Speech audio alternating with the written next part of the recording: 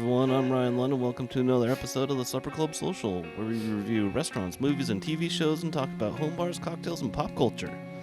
My co-host today is a real movie aficionado. He once claimed to be the crewman number 5 on the Millennium Falcon. He's packing a lightsaber in his pants, and he's got proton torpedoes in his blaster. It's Roy Smith. Hey, nice to be back. It's been a while. You get the cross mojo with the Star Wars and Star Trek? I liked it.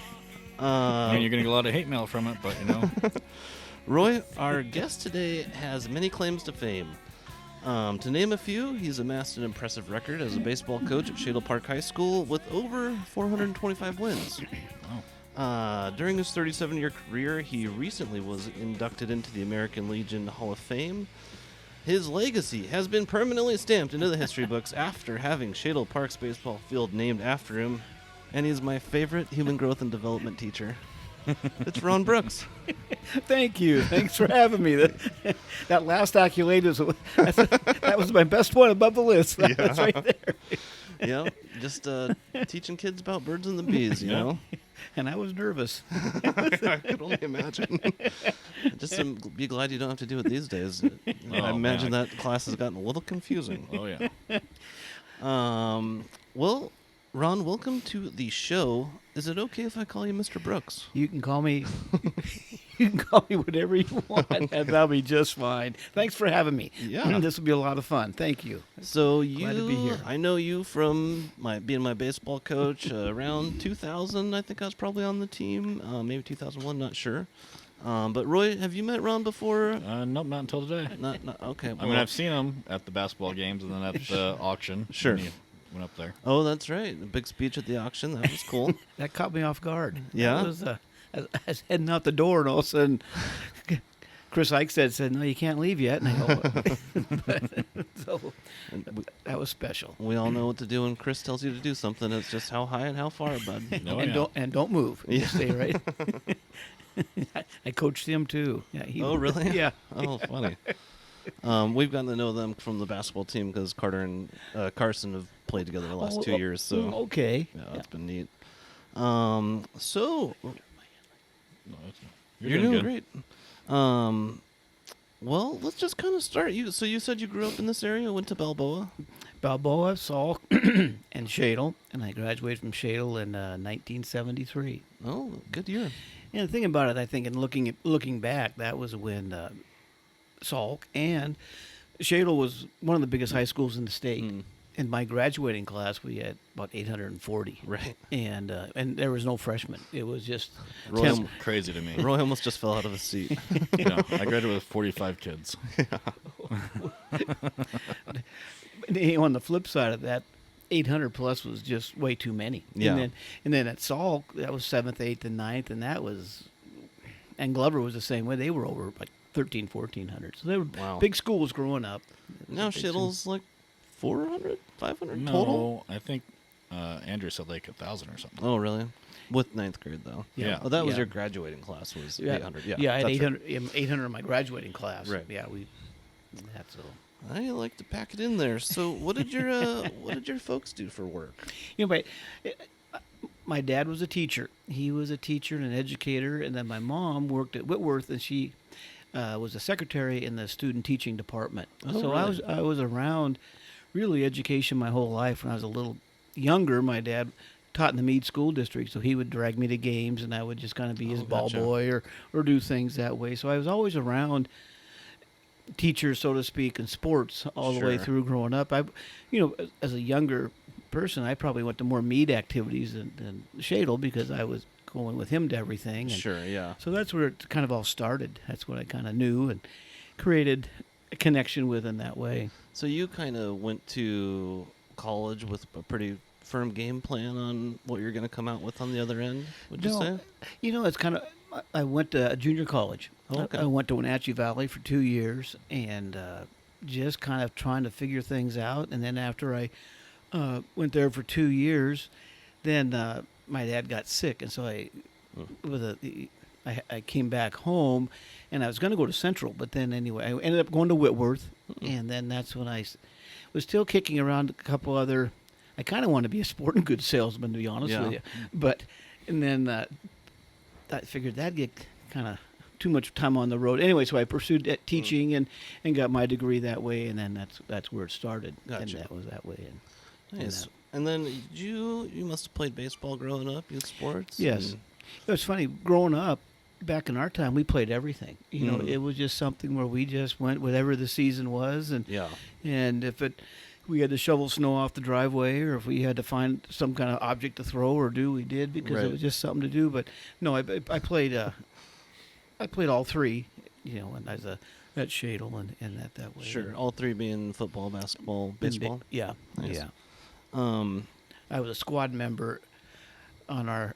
There's not a lot of 5'6" guys that can't jump on a team that was 24-2. So I was I was the 12th. I was a 20-20 guy. 20 points up, 20 points down. Ron, go out there for 30 seconds. That made my day. But it was. And then I didn't play football my senior year because at 140, I think there's other things to do. So so I stuck with baseball again and that. But.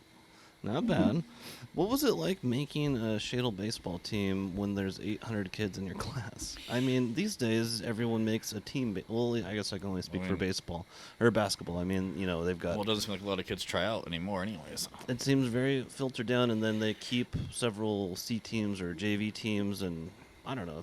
So, what was it like? Just You know, I saw that, and the thing about it back then was you just learned to be tough. I mean, you had to be tough, and I think the coaches back then, whatever they said, I mean, you were going to do, because I mean, you would go out there for, I mean, there was 120 on the football team, and that was juniors and seniors, and you were just tickled to get a travel on the bus, and there was no complaints about playing time because you just wanted to be there. But you learned at a younger age that you had to play a lot just to get better and to improve, but it was very competitive, and the good coaches, I mean, very good coaches growing up, and they directed us in that way, but they had a luxury of picking who they wanted, and they had a lot to pick from. Sure. And in some regard, I remember one time in basketball, it was people would say people that did not make the Shadle team could probably maybe start for other teams around the town, and you know, I don't know if that's true or not, but there were some darn good people that didn't make it. That there's not a lot of minutes on a basketball court, you know, when you've got that many kids. No, and so it was. You just learned. I mean, that was it. And you went to the camps, and you did anything extra. I mean, and you didn't even bat an eye. Then behavior. I mean, they watched you pretty close. But then again, because there's always somebody else. That was it, right? Yeah. Just trying to get that same spot. Now, Roy, let's contrast that with your high school experience. Now, did you not play both ways, multiple positions, just because they were looking? Well, for yeah, people? and football, we played like smash mouth football, and you played offense, defense, special teams. Yeah. There was you had to be hurt, or you lucky enough to have someone that could be your backup. Right, just to get a break. A break, yeah. And even then, it was like, well, if he gets hurt, we're gonna see who's hurt more. Yeah, right. Was that here in Washington? No, I grew up in a small logging town in Oregon called Oak Ridge. Oh, okay. Yeah, it's like, I don't know what it is now, but it was like 3,100 was the population when I was growing up there. Right. He was driving. How far did you have to drive to play somebody? Oh, we'd drive like 2-3 hours. Yeah. Like we were like, so like Eugene, Springfield, we're like 45 miles south of there, and then we would play like all the way by like Newport, like on the coast, and play teams over there. Yeah. Wow. And then we'd play up by Portland and Salem. And then if we went to state, like you might be going like almost to California, like to play.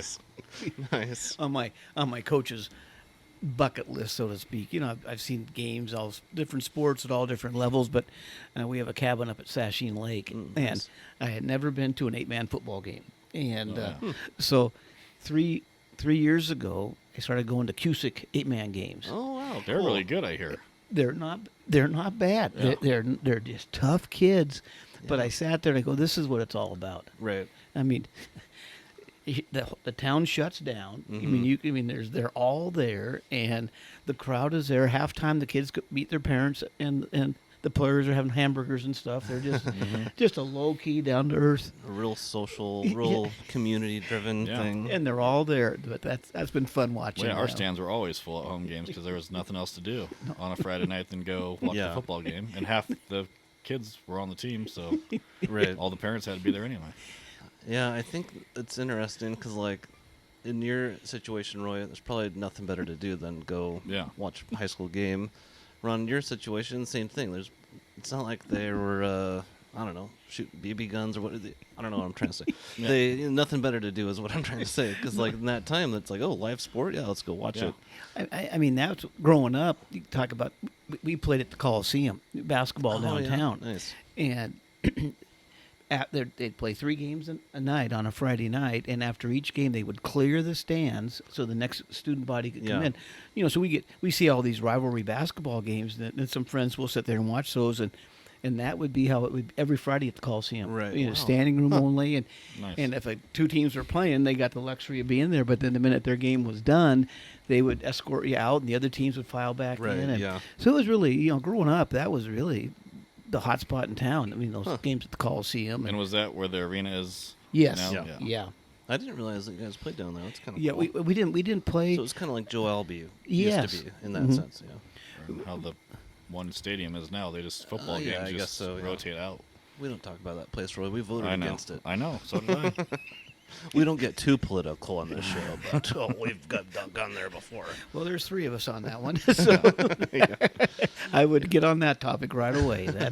We'd ride our bikes down there, Yeah. and we'd leave school, and we'd ride our bikes down here to Albee, and if WSU was playing here, and if we met the Cougar bus, they'd give us a pile of programs, and if we could sell the programs for 25 cents, if we sold like 100, they'd give us an end zone ticket to go to the game. Oh, cool. So Big we'd ride our bikes down here, and so anyway. Yeah, that's cool. We used to do the same thing, not that, but just ride our bikes, because you can get straight down to the river from here, basically. Straight shot through Dwight Merkel. Well, yeah, I never. This used to be called the North Complex, right? I never played there or been there, but we just live up on top of the hill here. Yeah. And every Friday night you could hear the band and the crowd. Yeah. That was man. What was so funny is we couldn't hear it here though. It I know. just it went right over us, and I was like, I always thought he was lying. No. Then we were finally up there once. I was like, oh yeah, you can really hear it. Yeah, and like even now when they have like the baseball games in the summer or softball, whatever they got going on over here, you can hear the crowd going crazy Yeah. up at our house. Did you play over here at all for baseball in the youth? When I was a kid, this was just a vacant lot.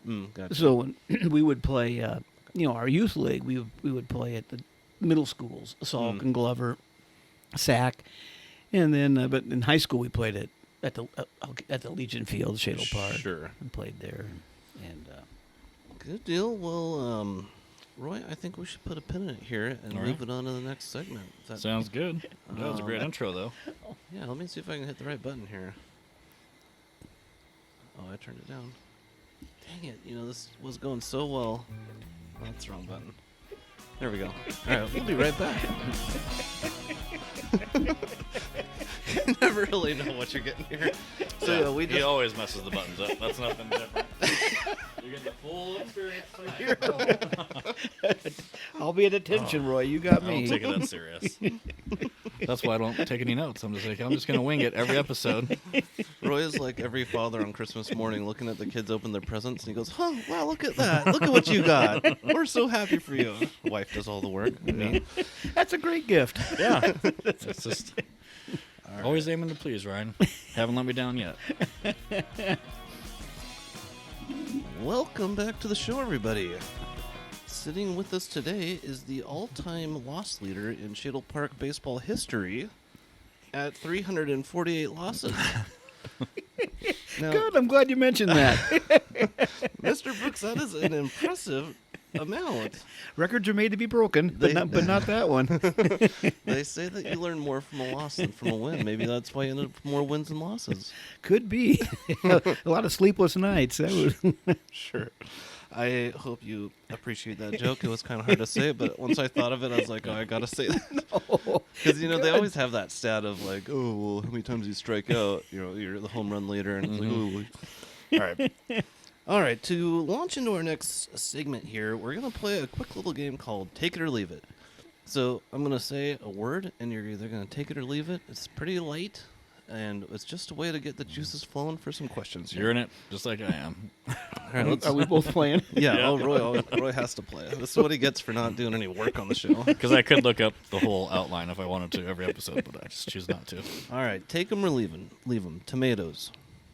Leave them. Leave them. Leave them. Really interesting. Same here. Unless it's in ketchup form, you can leave it. Correct, Roy. Good. Good. Yep. All right. How about mushrooms? Take it or leave it. Leave them. I'll take Leave them. them. Well, okay. Take them. Leave them. Pork. Take it. Yep, take. Take it. Yeah. Too many. So, I mean, is Too it? many options with pork. Yeah, you got bacon. I mean, how can you leave that? How about parades? Take Leave it or it. leave it. Leave them. Leave them. Yeah. Sadly, I agree. I will say, if you're there with the kids and you're not stuffed into a No, still horrible leaving corner. them. Still leaving them. All right. Okay. So, easy, Roy. I'm just saying. St. Patty's. Yeah. That must have been a hoot Oh today. my goodness! I should've- With hail, Yep. 40-mile-an-hour winds. Oh, can you Rain. imagine? Above ground pools. Take them or leave them. Never had one. Uh, But I, More the idea of it. I'll take it I'd take it. if I don't Yeah. do the maintenance. Right, I'd take it. Yeah. I'm leaving them because I don't want you have to go up to go back down. In ground, you just go straight down. No. Yeah, but they also cost like 20 times more. Hey, Roy, it's a Go in question ground. in a vacuum. It's a question in a vacuum here. All right. It's a tough economy right now, Ryan. You know, you got to pinch your pennies where you can pinch them. And check the colors. And just fill up Joe Albion with a huge. Well, it's all flat now. Is it?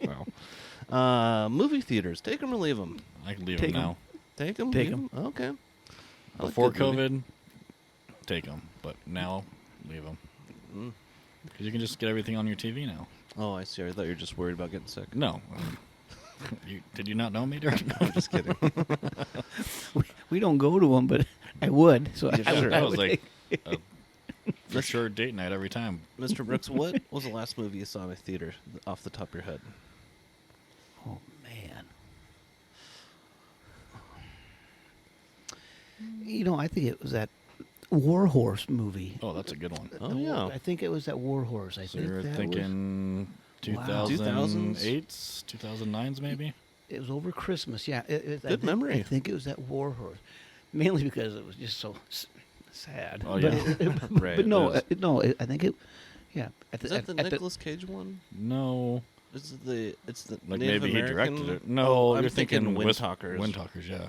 War Horse is like World War One, Yes, yeah. and they used to use the horses all the time, and then it's Yeah. really a long story. It gets really sad, and then they end up finding them, and it Ended ends it and took it back home. yeah.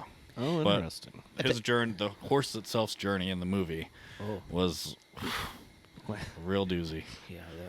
If you haven't seen it, it's a good one. And that's You at, recommend at the Northtown Mall. That's what kind of clicked the most was that Oh, nice. the whole. Yeah.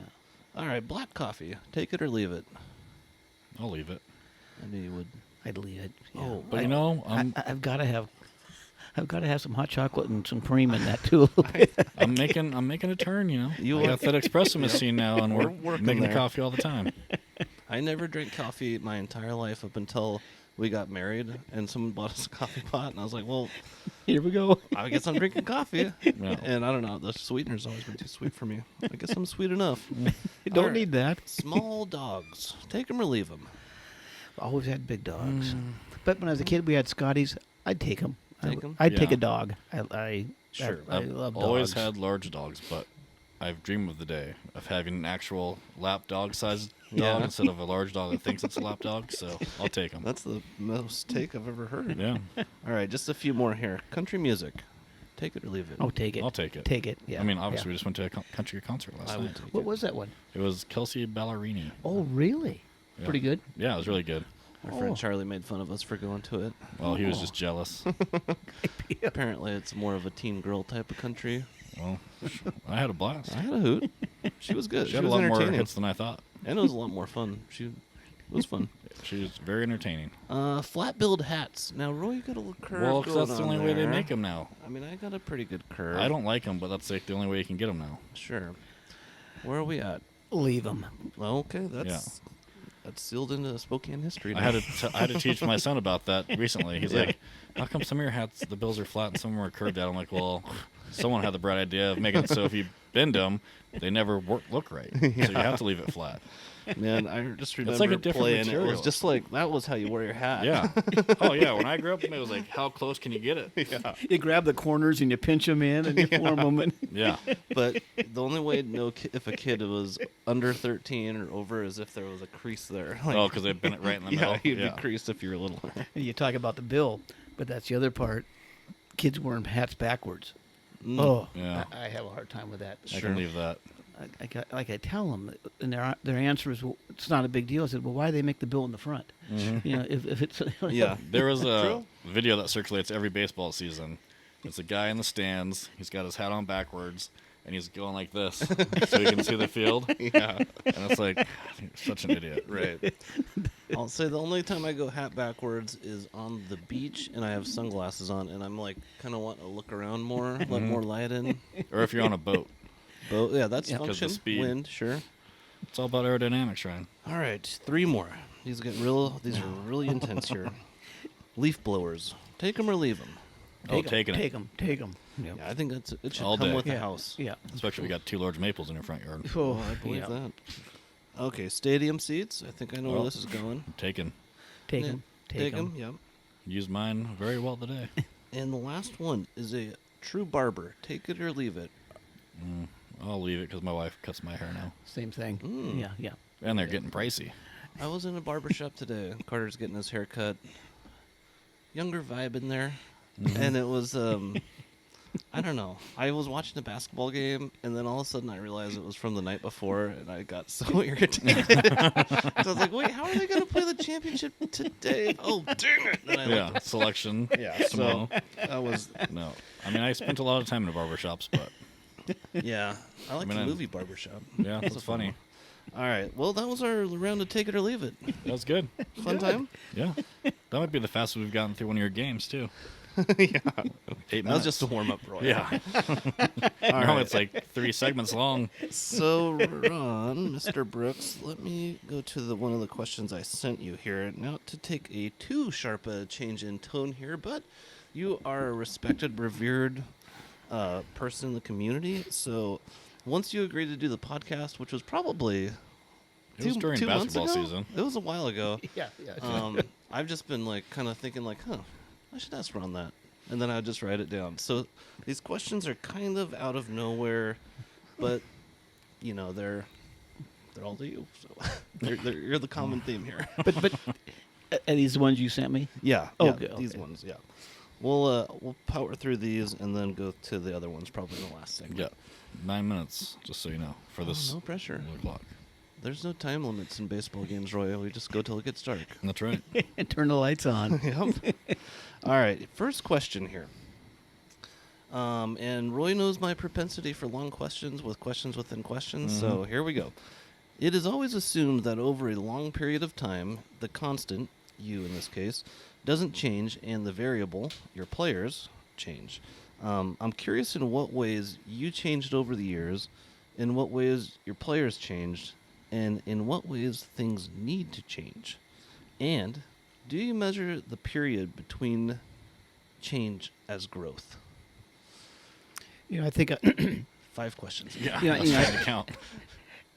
I think me, as far as my coaching career, I think went in phases. I was there, you know, counting JVs, 40 years, Yeah. and so you go in different quadrants or phases. The first part, I was young. I was a young kid, and I just wanted to.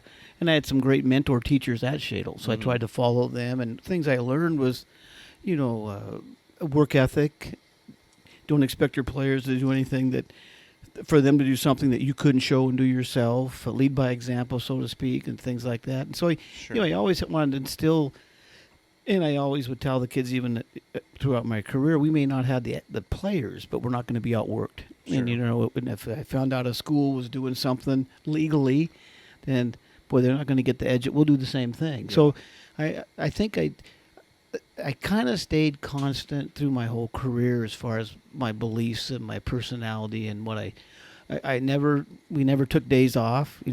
Anytime we could practice, we would, and I know some people said give them some time off, but I toward the end, maybe spring break, I would give them a couple days when I wouldn't, but I kind of stayed the same. But then like you said, with the players, I think the thing with them, I didn't soften up as far as what the expectations were, but I would be more flexible with like a multi-sport kid, a boy that might have a basketball tournament to go to, or a vacation or some things like that. Now, I think family is more important than the little white ball, Sure. And so if there's something like that, if we talked about it and went over it, but again, we would lift weights in the morning, and I enjoyed morning practice, get them out of bed, do things that way, and that was kind of life. But and then I think the third part of that, it'd be nice to kind of tend to get back to that a little bit. I mean, we're kids. I look back earlier in my career, there weren't clubs. It was just your school and your Sure. friends. And then now in times, now we have other options for them. Yeah. And I think I look at kids that now that they can go online, YouTube, or do something, and they can find a way to refine their skill, shooting or hitting or something, which is good.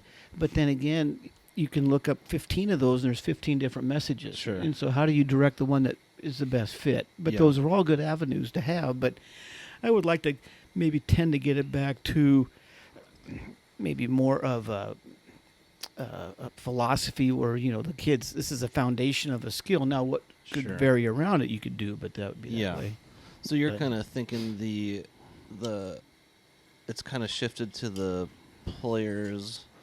I don't want to put words in your mouth, but are you saying like the players are more in charge these days versus the coaching, and instead of the coaching kind of being the wall that things bounce against, the coaching kind of has to bend its way to fit players?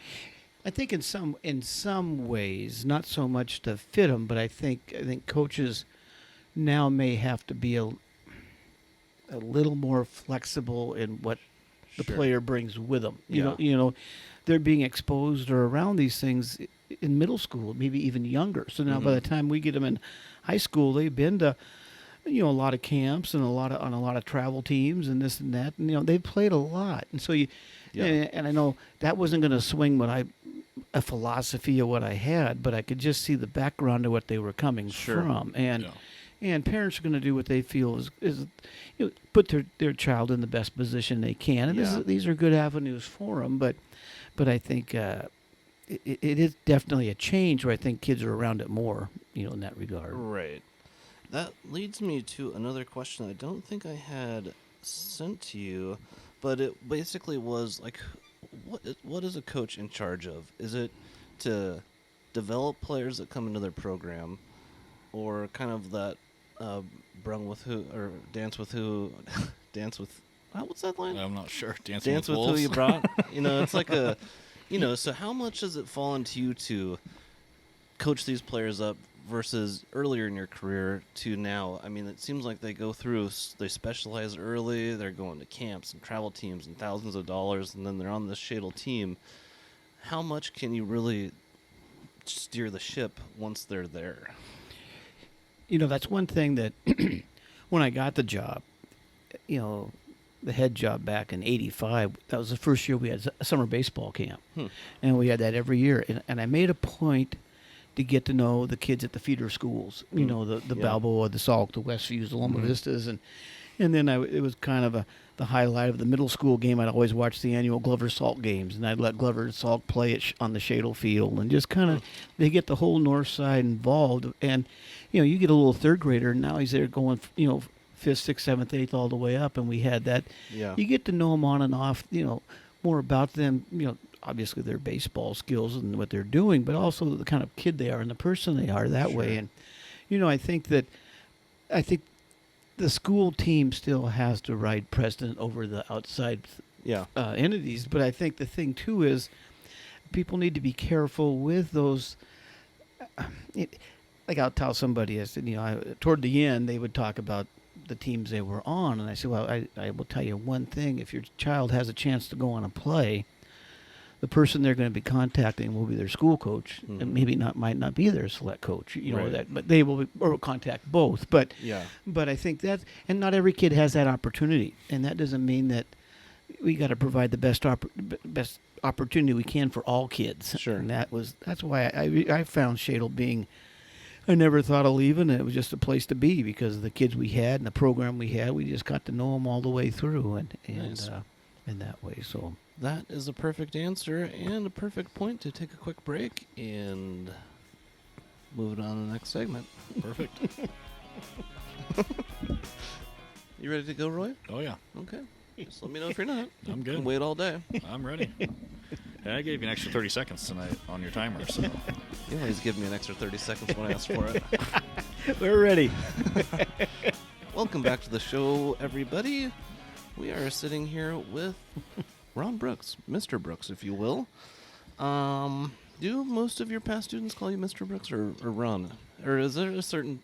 I've ran into a lot of teachers that I liked, and it's really hard to make that transition to first name. It's been a lot of mystery, that way. And there's teachers I've had that I can't call them by their first name. Sure. Because it's just that's how I've always done it. Yeah, yeah. And that's all. Been called worse. Sure. All right, next question here. I think I actually need to look over here. Okay, yeah.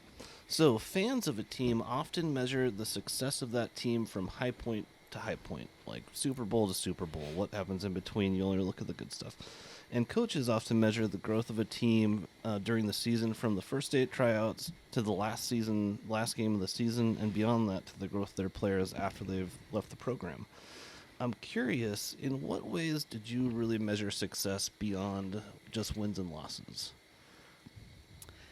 I think how a player finished, how they finished their time at Shadle, that graduate, college, go on. I mean, I look back now, since I've retired, and bumping into former players and students that are just so successful, and just being able to take a step back and visualize that kid as a player, but now he's an electrician or a plumber, or Sure. he's running a company and he's doing things. Yeah. And I look back and in the coaching piece, you want to win, but you want to teach them life skills along that way, a commitment, fulfilling a job, doing the job right, Sure. Being a good teammate, being a good supporter, being and finishing something. It's too easy for kids just to opt out now and say, because of issues, I'm quitting. But you gotta, that's not life. That's not how things. So a lot of times I would measure, a lot of those kids, you get to know them as a freshman and their senior, and directing them in a goal or college or a profession or a trade and things like that. And then you see them, and that's what I sit back and those are the special moments. Those are the special times. Do you think if you had that perspective, say you started out when you were around 23, right? Roughly? Yeah.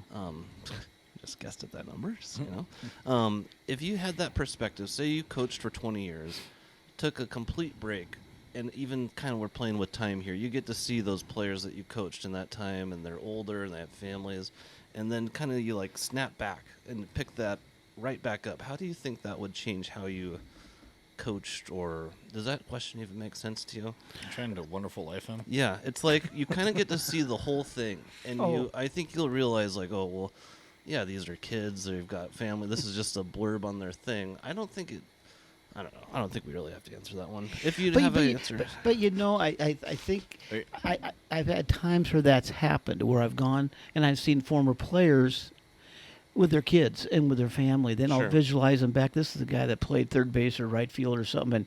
And holy smokes, look at this little guy right here. And Yeah. and they're doing very well in their families and their jobs and those things. And I think, and that's the part that. I mean, my wife always makes a comment, we can't go anywhere without you bumping into somebody. And I go, well, now, wait a minute.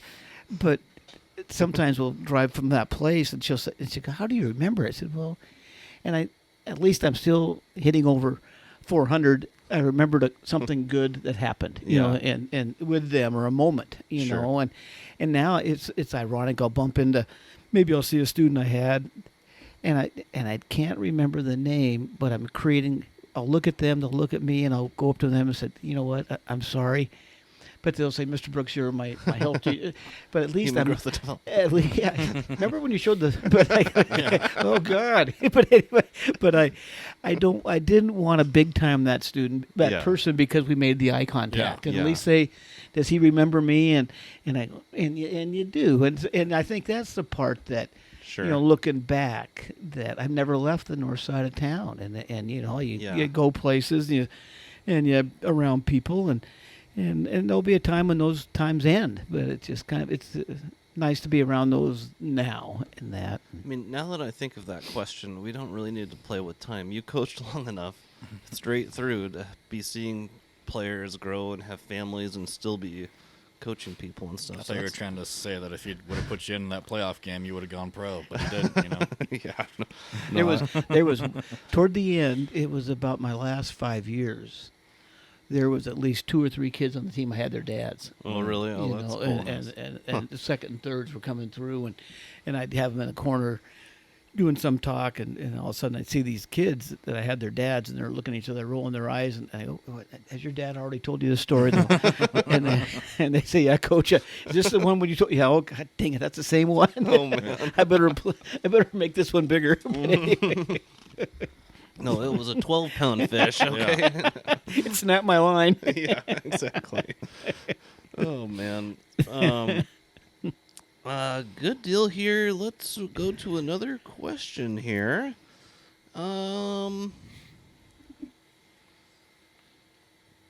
Let's go into this territory. I've always kind of been fascinated by this. Kind of hard work versus talent.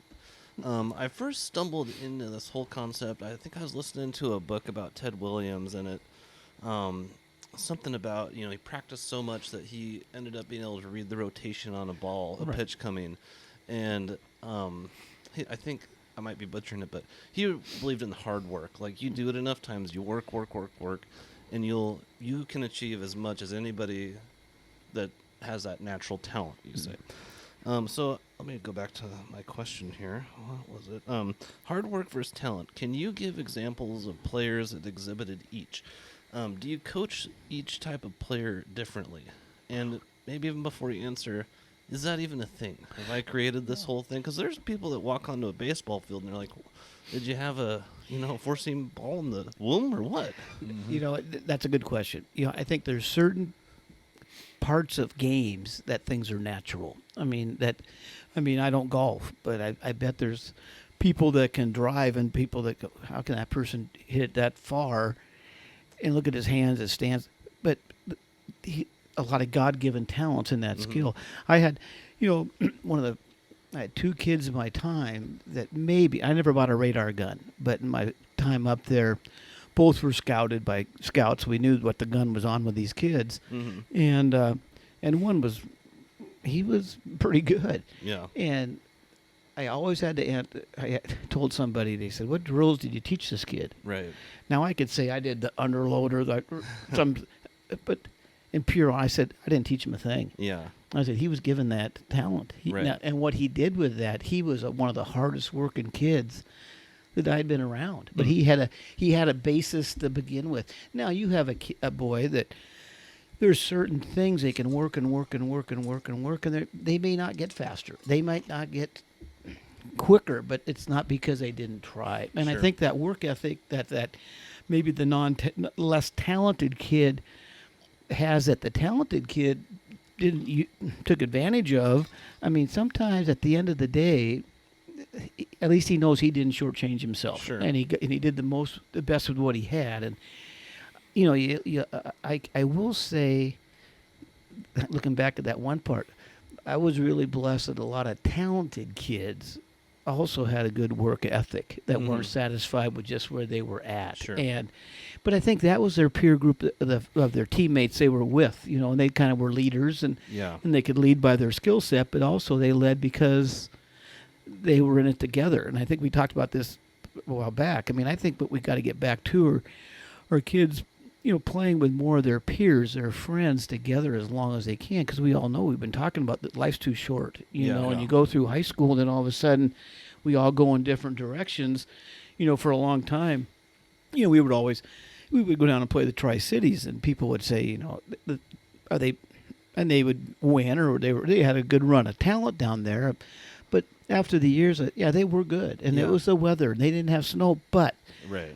those kids play together since kindergarten. Right. I mean, right. you get guys at Kennewick and Kamiak, and they're not transferring all over. And at the end of their seasons, I mean, if you did beat them, it was emotional, because for a lot of Sure. times that's the last time they're going to be putting on that. Right. Where now you have teams here where so many different avenues kids can choose to do. I think we need to get back with just playing with your buddies, playing with your group, because that's who you're going to be with longer, when it's all said and done. And a close friend of mine is Don Santos. I think you are familiar with him and Dave Rippon and I'm blanking on the other guy's name. The big family. Schaefer's, yeah. We go to some dinners in a big setting with them, and to listen to them talk about baseball and the teams and the plays and the almost did and the we dids. That's what I want kids to have, and you just don't quite get that from this. No. I went this summer with this team and we won something, and then this. So I agree with you. Getting back to that. I mean, and Don and Dave, they were my first year's head coach in '85. They were on that team. Really? And I've known coached the Schaefers too, but and the Rippons. I mean, those kind of connections is what is special. I mean, those are the things that those guys were great athletes and had great careers, but now they're friends today. Yeah. And then at the end of the day, I mean, your eligibility runs out, but what's left? And I think that's what. And again, there's a lot of pros, a lot of positives with other options, but way back when in 1973, we were the first team it was the first year of the state baseball tournament. And at Shadle, we were lucky to go. And everybody's saying, God, how good were you? And how many guys went to college? I think 3 of us went to junior college. 1 guy got drafted, and that was it. Yeah. But they were Glover and Salk kids that just hung out at Webster Park and at Shadle in the summer and just... So, no, I think that cohesional piece is huge. I think that's just... Yeah. Does it ever bug you that people never mention your football career coaching? You did that for 30 years. Isn't it kind of funny? Is it because that was the freshman team? Yes, I was, and yet I really, really enjoyed that. Because that was a time when, football I enjoyed a lot because it's a non-cuttable sport. So you could reward a kid for working real, real hard and just slip him out there for a couple, sending in some plays, and he's yelling at him, gosh, Mom, I played 5 plays. You can reward them for their efforts. And the nice thing being freshmen, I mean, I don't think we're playing for World Series rings. Sure. Your goal was to keep your numbers up. And, and Coach Gaby and I would, if we had 50 kids turn out, if we could pass on the next year 40, we thought we did a pretty good job, and taught them what to do. So, no, I enjoyed the younger levels of football, 'cause you're teaching skills and you're teaching camaraderies and a nice way to start the school year, and you get to meet kids and get to meet them that way and that. But do you think coaching? So is coaching? This is my next question. Is coaching a lifestyle or a mindset? And I asked that just with you're doing football, you're doing baseball. My guess is it's a lifestyle. I think if we're talking about talent and God-given gifts, like you have something in you or was ingrained in you at a young age, just the respect factor of never making kids want to quit a sport. Right. So I'm getting off base here, but so what do you think about coaching being a mindset or a lifestyle? Does it ever drive your wife nuts that you came home in coach mode, or is there a coach mode for you? Is kind of what I'm asking. There was, and I think. My family, I'd be really hypocritical if it was just I did this. My family gave a lot. I mean, when I first started coaching baseball back in the early 80s, we played over spring vacation. So we never had a spring break. And I never went to Disneyland as a kid. And so it was finally in one of my years, they changed the rules so you couldn't do anything after Wednesday. So my wife took the 2 kids to Disneyland, and I met them there Wednesday. But that was our first chance to go. And, it was on a Sunday afternoon. If it had been raining, I'd drive the car up to school and start doing mud puddles. And kids, where's Dad? Oh, he's up. But, I mean, my family was very supportive. And so I think it was a lifestyle within our family. And they gave a lot, and they were very, very supportive with it. And yet there was a lot of things.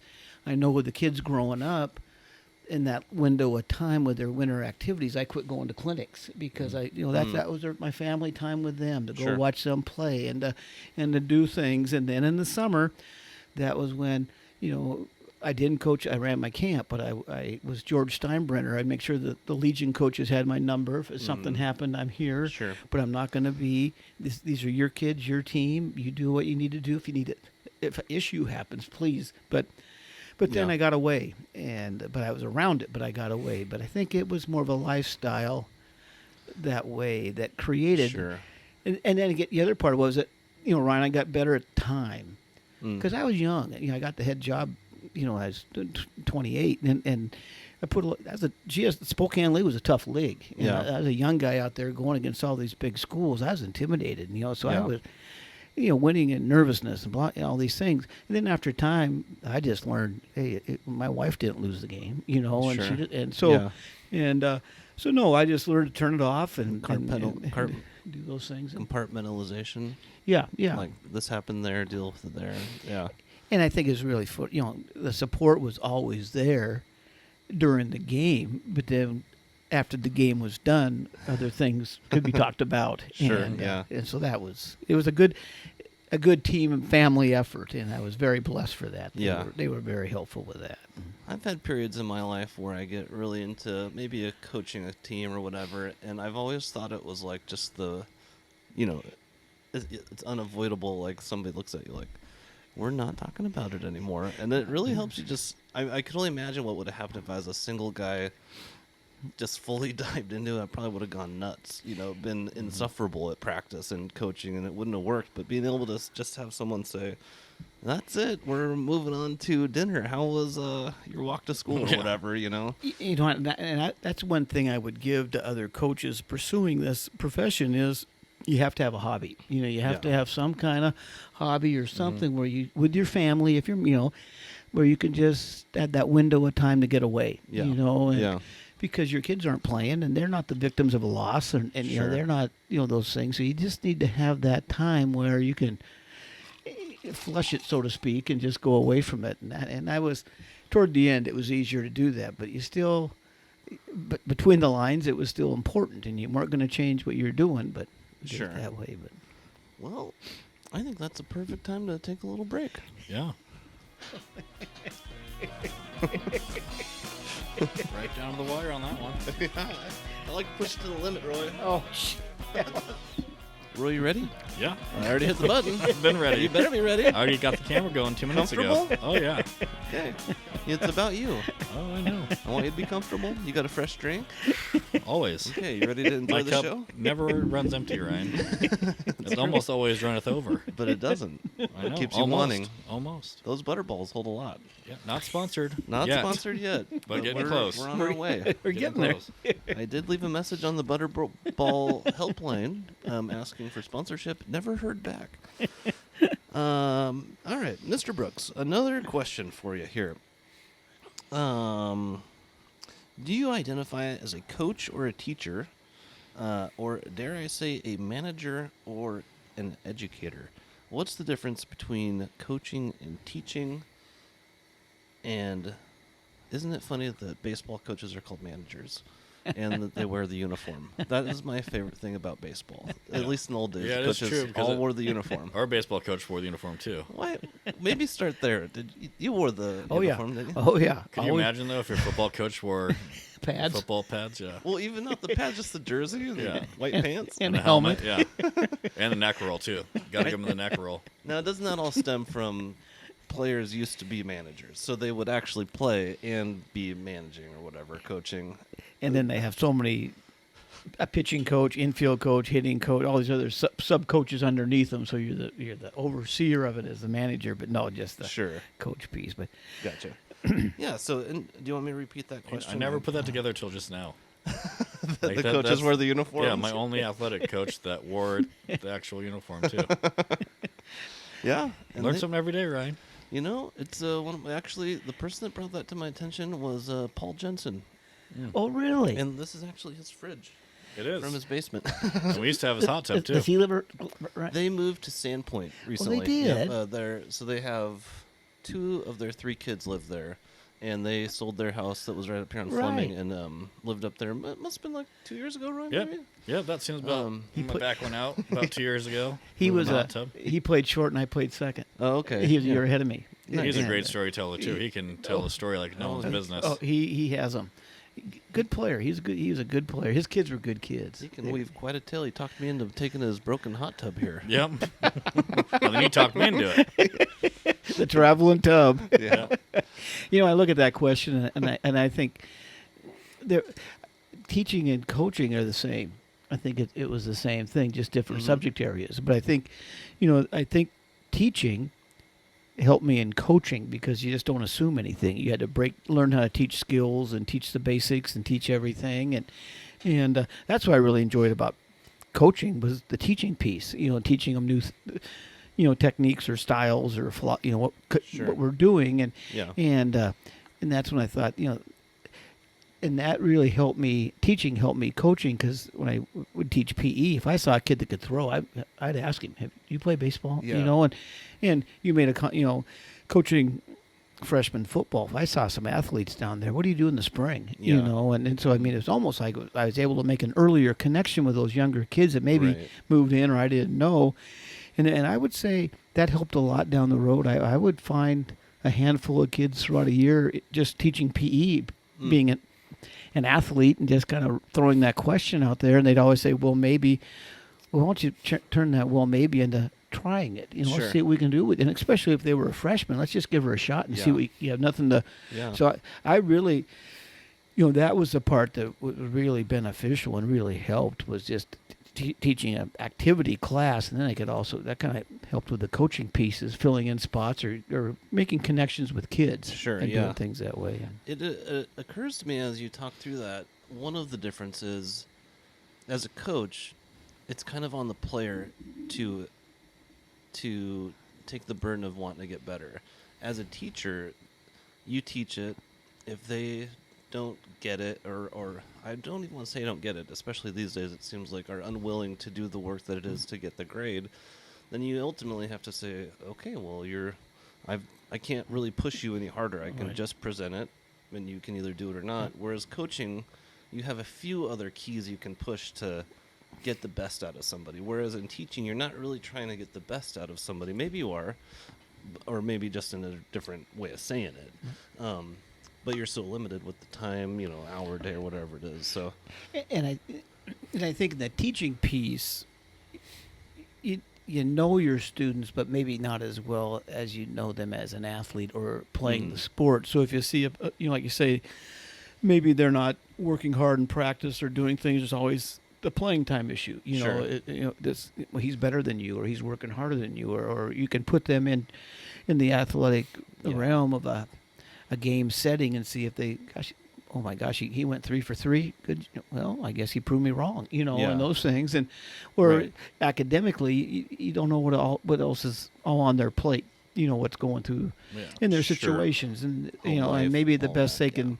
Maybe they're really, really, really working hard, and this is the best they can really do, and that was the part I really enjoyed too, was just getting to know the students and and making the connection with them, and that was, health was health, but I think a lot of things we talked about in health weren't talked about at home, and Sure. I think those are, and I think when you had that relationship with students that you could talk about different factions of life, that they wouldn't normally.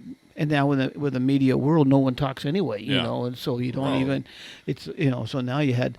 I know toward the end it was changing, and it was some things where kids needed to have some kind of outlet, to do those things. And sports was sports, but again, the academic piece. I know I made my mind up that with teaching and coaching, I would do both at the same time. I couldn't see myself giving up baseball and teaching for 5 more years. I couldn't drive by that field and look what are they doing today. So it was a perfect fit when the time came where I was able to do both at the same time, because they were, for me personally, they were both connected. Have you been able to fill that absence of the connection with so many kids in your retirement, or has it something else filled that void? I think staying busy. And I'll go up and watch a team practice and park my car from a distance and watch, coaches will call for, I think, just we call it the hot stove or a topic on, Yeah. on something and pick Sure. let's just pick our brain. What did you do here? And those have been nice and to do but then just achieve trying to do other things other hobbies and Yeah. we go up to the lake quite a bit more now. We'll move up here in about a month and a half and stay all summer. Oh, and really? So Oh, this- cool. And so I get to feed the fish up there and do some Sasheen things. is nice. Oh, Yeah, it's not that far. Yeah. Doing Yeah. those things, and so is you know, that what you call fishing? Feeding the fish? 'Cause- I don't. They tend to eat pretty well on my hooks. They do a good. Yeah. I'm working on phase 2, but right now Yeah, we're- sure. No, we'll get there. I'm sure. I'm sure. I got about $60 in lures in that lake because of my kids. it's not. Yeah, Can I use this one, Dad? Oh, sure. it's Oh, yep, there it goes. it's a cheap one. Sure. I'm snagged. I know you are. Well, thanks for answering those questions. Those were my more thoughtful side. Do you have something else? Yeah, but you had that one question. You didn't ask it. Oh, Come on now, look at that last which one? Oh, the last one. Come on, Ryan. Is it a good one? That was funny. Yeah. Listen to this one. No, this is I will. serious, Roy. This Okay. is serious stuff. This is not a comedy show. Okay. Oh, really? I thought it was. He didn't think I'd say it. I didn't know we were talking politics and current events. Oh yeah, we get into the deep stuff here. I shut you down when you do, Ryan. All right. What was more difficult, teaching human growth and development, or pulling a pitcher with a high pitch count that's throwing a shutout? Is it time for a commercial break? You wanted this. Oh, You, human growth you and put that development. second part in there. Did I add that? No, you added that. I realized I hadn't finished some of the questions I sent you. I thought about my answer when you sent me that, and I go, early, I would say, teaching human growth and development. Sorry. Yeah. Later, teaching human growth and development. So, but they're both, both are really, the teaching piece was the teaching piece, but the secondary part of that question, pulling a pitcher, that's the hardest thing a guy has to do. I mean, and you Yeah. look at baseball, you can make it in other sports, basketball, call a timeout, and you can do that substitution, and no one sees it. Yeah. In football, they run out there in their helmet, and you could run 3 out there and 3. You don't know Yeah. who's coming in and out. That guy's out in that thing, 60 feet 6 inches on that little bump. Everybody's screaming and yelling. Mm-hmm. Everybody knows the guy just is struggling, and there really is. It's hard to come up with the right words to say it's time. You know? Yeah. So I mean, it's the embarrassment piece, the difficulty of it. They're giving it their best, and Sure. so I would say that's why I wanted when you asked that question, because that even at the end, that was one of the most. That's a hard thing to do. Sure. That's the pitcher knows what's happening, Yeah. and you can say don't. And I was really lucky. I mean, I never had a situation where a kid put it behind their back or threw it in the parking lot. I mean, but it's something that you. Those were all catchers.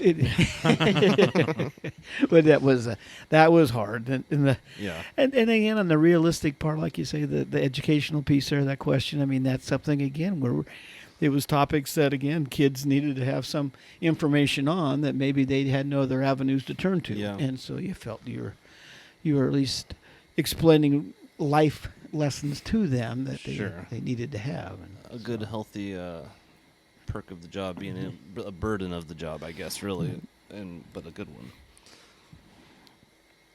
Oh, that really was cracking me up, though. I kept thinking of how to work a question of human growth and development versus Yeah. baseball. That's funny. Well, my first year teaching health, I think I covered that unit in 15 minutes. Any questions, kids? Okay, now we're going to move on. Yeah. Like our kids go through it, and for some reason, it's just this fodder for asking. So, how was school today?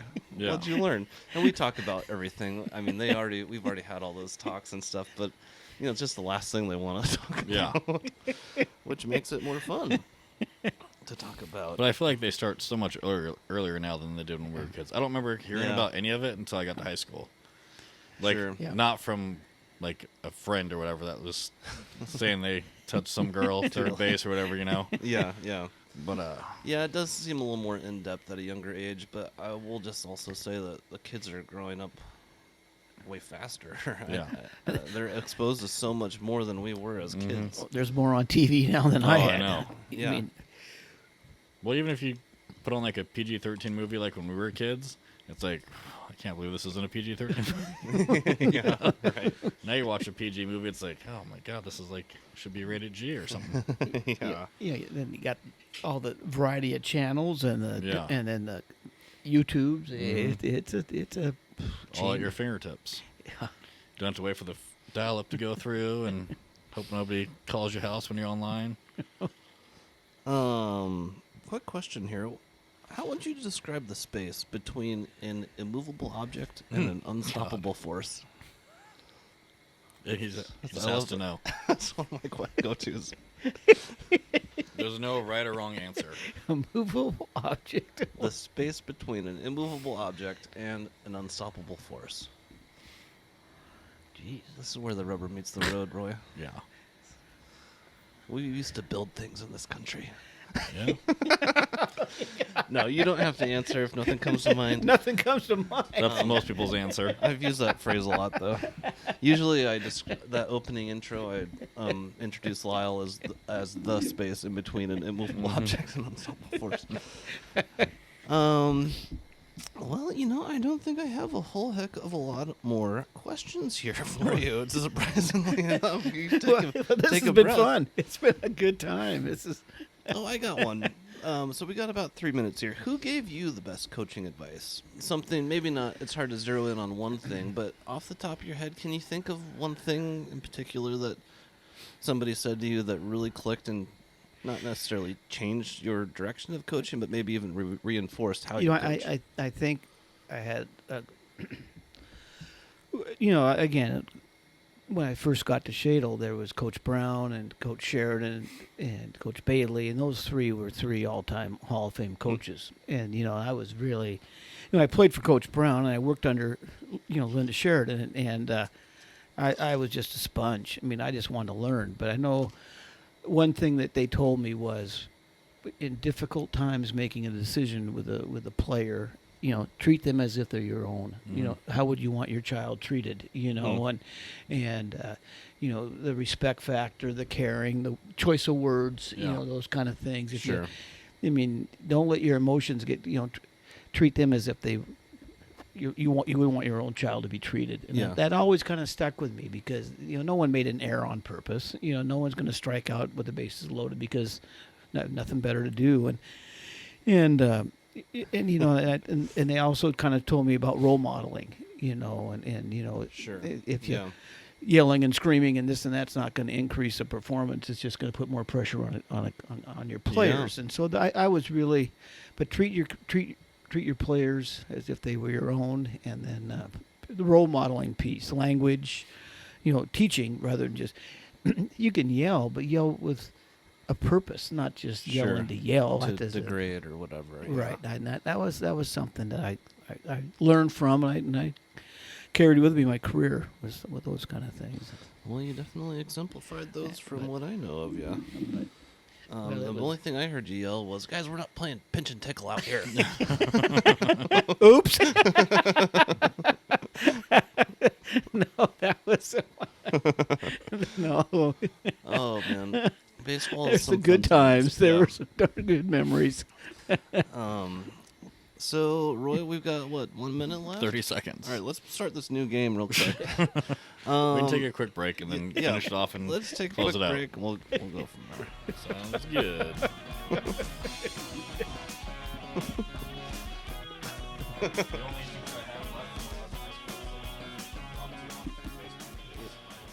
Holy moly, what a show, Roy! It's a good one.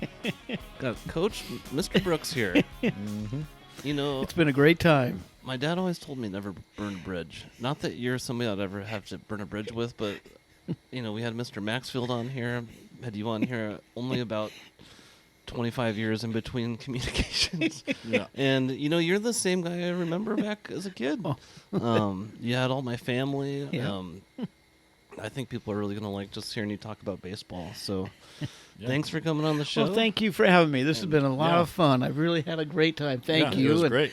been nervous, but this has been Didn't show. a lot of fun. Thanks, guys. Good, Had a good. good time. Yeah, we I mean that's part of the fun of this whole operation here is just like getting to hang out with people. Like it started off just me and Roy getting to hang out, Yeah. and now Roy's getting to meet everybody that taught me about the birds and the bees. Yeah. I'm not actually sure I'm if right you here in were the middle. you were my human growth development teacher. I had your brother though. I remember more. There you I go. remember him. Oh boy. Oh yeah, he's quite a character back then. But yeah, well, thanks for coming on. Well, thank you. We're gonna send it off. All So right. thanks for doing it. We will have you on again sometime. Yeah, for sure. Thank you. Okay, guys. Great time.